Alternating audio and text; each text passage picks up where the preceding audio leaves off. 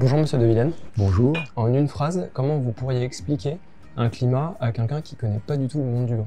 Il faut regarder la terre quand on parle de ce mot-là.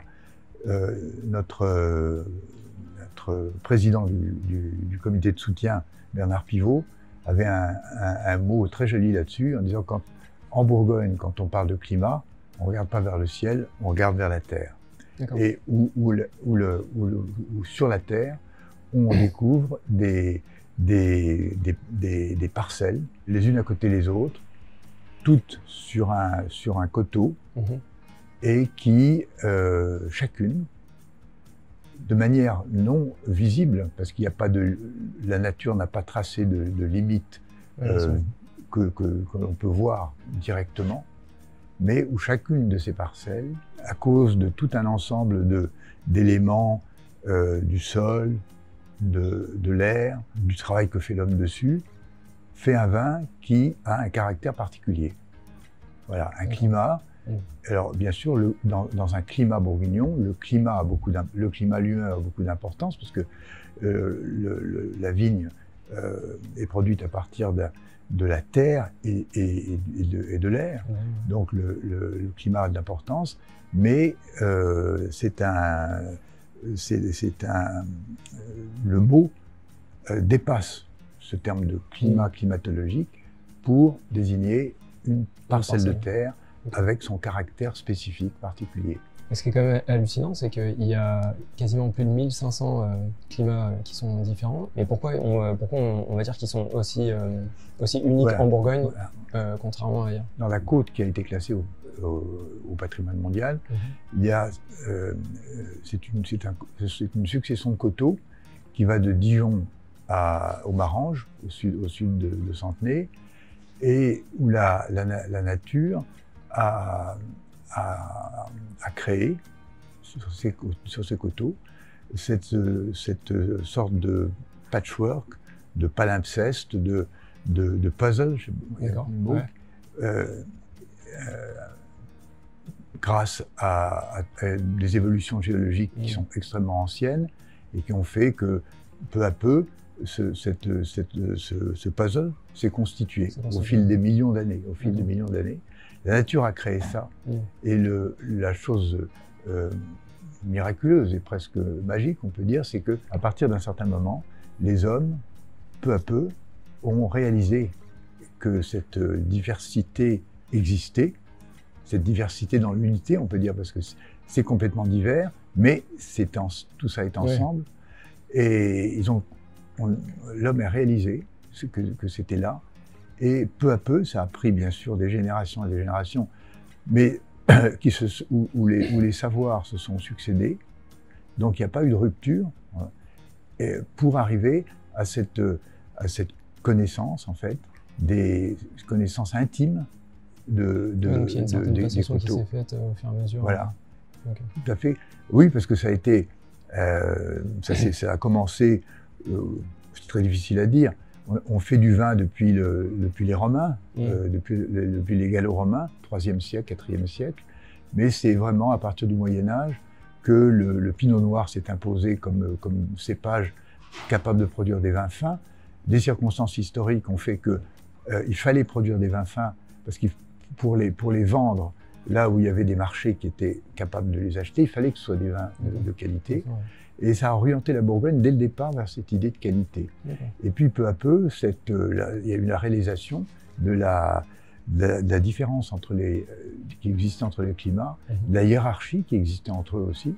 Ce qui est formidable, c'est que contrairement peut-être à d'autres régions ou à d'autres histoires, cette histoire l'histoire viticole de la Bourgogne, elle s'est déroulée avec les mêmes guerres, révolutions, problèmes naturels qu'il y a eu partout, mais elle a conservé cette ligne directrice qui est de produire des vins qui soient l'expression de leur terroir, de leur climat. Et ça, c'est quelque chose de tout à fait unique qui a justifié d'ailleurs l'élection de cette Bourgogne-là au patrimoine mondial de l'humanité par l'UNESCO. J'allais en venir. Voilà. Donc ça fait plus de 10 ans que les climats de la Bourgogne ont été classés au patrimoine mondial de l'UNESCO. Est-ce que vous avez l'impression que ça a changé quelque chose au niveau des pratiques, au niveau des mentalités? Alors, le but, quand nous avons démarré ce projet, les gens qui étaient avec moi, le but c'était à la fois d'avoir une meilleure connaissance de la Bourgogne, de faire une sorte d'inventaire, d'état des lieux de ce qu'est la Bourgogne, pour montrer qu'elle est une région, en fait, un territoire précieux, qui a quelque chose de tout à fait unique, et qu'il faut préserver ce côté-là. C'était ça l'idée de départ. L'inscription au patrimoine mondial a réussi parce que nous avons pu montrer que cette valeur, cette fameuse VUE, valeur universelle exceptionnelle, existait et qu'on était capable de la préserver. Évidemment, ça aurait pu en rester là, ça aurait pu être une sorte de label qui aurait été collé comme ça. Mais ce qui est formidable, c'est que ça, pas du tout, ça s'est pas arrêté comme ça a été un point de départ. Et un point de départ vers énormément de travaux, aussi bien de meilleures connaissances que de protection, que de valorisation, et beaucoup d'appropriation par le territoire.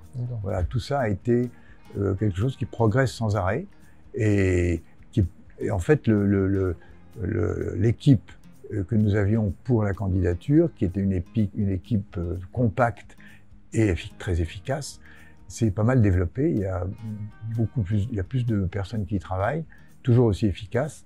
Et ça, je dois dire que pour moi qui ai présidé la candidature, c'est une satisfaction énorme de voir que ce point de départ est toujours en action. Et du coup, dans le futur, comment vous voyez ça exactement? À votre avis, qu'est-ce qu'il faut préserver? Une région comme celle-ci, qui mérite un label prestigieux comme elle est une région vivante. Une région vivante, et il ne faut surtout pas que qui que ce soit pense que ce label est un label qui doit figer quoi que ce soit. Il faut que ça progresse.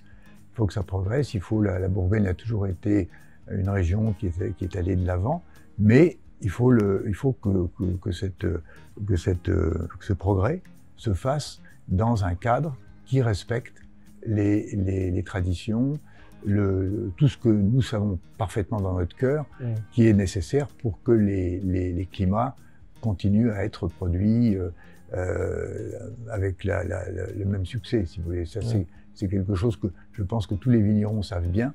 Et les quelques règles qu'on est obligé de mettre sont des règles qui ne sont pas du tout imposées d'ailleurs, mais qui sont des règles qui viennent du métier lui-même. Je pense qu'il y a un certain nombre de défis, bien sûr. Défis climatiques, on est aujourd'hui bien placé pour voir qu'il y a quand même une grosse chaleur. Ceci dit, c'est pas la première année où il fait chaud comme ça. Et en 2015, il faisait aussi chaud que ça à cette époque-ci. D'accord. Aussi chaud que ça. Et c'est très curieux parce que 2015 a été une année extraordinaire où on a eu chaleur et sécheresse d'un bout à l'autre de l'année. Bon, avec heureusement des orages le 15 août qui ont corrigé ça. Mais pour l'instant, nous vivons une année qui est extrêmement semblable à 2015. Et ce qui fait que je me demande si la vigne n'est pas elle aussi en train de célébrer, de fêter les 10 ans. Après, effectivement, je pense qu'il y a des cycles effectivement, qui se font naturellement au fur et à mesure tous les 4 ans ou tous les 5 ans. Oui, puis vous savez, la vigne est quelque chose de très vivant. Par exemple, vis-à-vis du réchauffement climatique, je me souviens parfaitement de 2003, qui était la première année qui a été très chaude comme ça.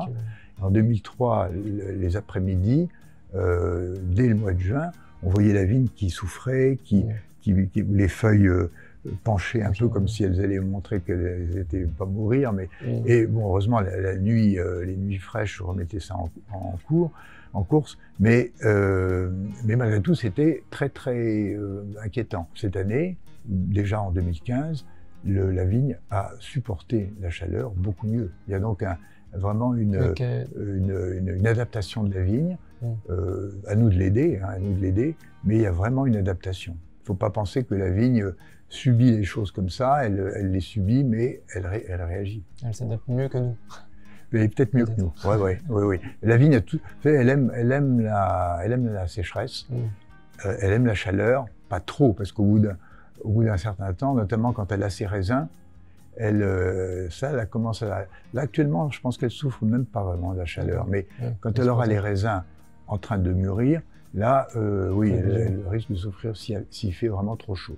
Mais la vigne aime la chaleur, et elle n'oublie rien. Pas un moment de l'année qu'elle n'oublie pas. Chaleur, pluie, elle n'oublie rien. Pour les jeunes générations qui nous suivent, quel message souhaiteriez-vous passer? Alors, les jeunes générations de vignerons, ce que je souhaiterais dire, c'est vous avez entre les mains un outil extraordinaire qui vous a été transmis par des siècles de travail acharné souvent, des siècles de difficultés. Même vos grands-parents ont connu toutes ces difficultés. Le phylloxéra n'est pas très loin, 1880. La Première Guerre mondiale, la crise de 29, la Deuxième Guerre mondiale, vos grands-parents ont vraiment souffert, ont connu quasiment la misère, mais ils ont conservé ce qui fait l'essence de la Bourgogne. Ils l'ont conservé. Ils n'ont jamais essayé de changer le style de production pour essayer de mieux vivre, même aux dépens de ce que la vigne, de ce que doit apporter la vigne pour qu'elle produise des vins de qualité. Ils n'ont jamais oublié cette idée-là. Donc c'est à vous vraiment, dans une période actuellement qui est beaucoup plus favorable, de conserver cette idée-là, cette idée de faire des grands vins qui soient l'expression du lieu. Ça, c'est vraiment cette idée bourguignonne. Il faut la conserver à travers un respect des sols, bien sûr, un respect des sols. Et ça, respect des sols, il faut y penser parce que les moyens modernes permettraient de bouleverser des terroirs de manière catastrophique. Et avec un matériel végétal qui doit être très fin. Il faut travailler sur le matériel végétal, conserver les plants fins qui peuvent produire des grands vins, parce que sans ce matériel végétal fin, avec le meilleur terroir, on n'aura jamais le potentiel que ce terroir peut donner. Donc il faut vraiment penser à tout ça et ne surtout pas garder vos caves ouvertes. Gardez vos caves ouvertes. La Bourgogne s'est construite sur un certain nombre de piliers, dont la réception en cave. Alors évidemment, oui, c'est ça, quand vous dites cave ouverte, c'est de réceptionner. Voilà. Garder les caves. Bien sûr, on ne peut pas recevoir tout le monde, c'est impossible, mais on est obligé de sélectionner. On ne peut pas le faire pour tout le monde, mais essayer de trouver les moyens comme la cité notamment. Des moyens comme la cité pour que le maximum de gens aient accès justement au vin, à la dégustation des vins. Mais voilà, garder la Bourgogne ouverte, les caves ouvertes, c'est très important. Ça fait partie des piliers qui ont construit la Bourgogne d'aujourd'hui. Quel est le climat qui vous éprouve le plus d'émotions? Ça, c'est pour moi. Ça, je ne peux pas répondre parce que c'est... Après, je sais que c'est... C'est parce que j'en ai beaucoup qui produisent des émotions. Okay. Alors, je vais peut-être la poser différemment. Si là, il y en a un qui vous viendrait à l'idée, peut-être le dernier que vous avez dégusté et qui vous a... Là, par exemple, hier soir, vous parlez... Alors, si je parle d'un vin à nous, je vais avoir l'air de faire de la publicité. Écoutez, je viens de déguster il y a 3 jours, je crois, 3 jours, un Charme Chambertin. Je ne dis pas le nom du propriétaire, Charme Chambertin, qui était un vin magnifique et qui m'a vraiment donné de l'émotion. J'ai trouvé là tout ce qui fait le Grand Bourgogne, c'est-à-dire l'équilibre parfait. Voilà, l'équilibre, le côté riche, mais pas trop, la souplesse, ce côté velours, soie, qui était pour moi d'autant plus une émotion. À côté du côté gustatif, je voyais ça comme là aussi une célébration du millésime 2015, qui était le millésime de l'inscription au patrimoine mondial. Donc je me suis dit, les vins aussi, conservés, célèbres aussi. Voilà.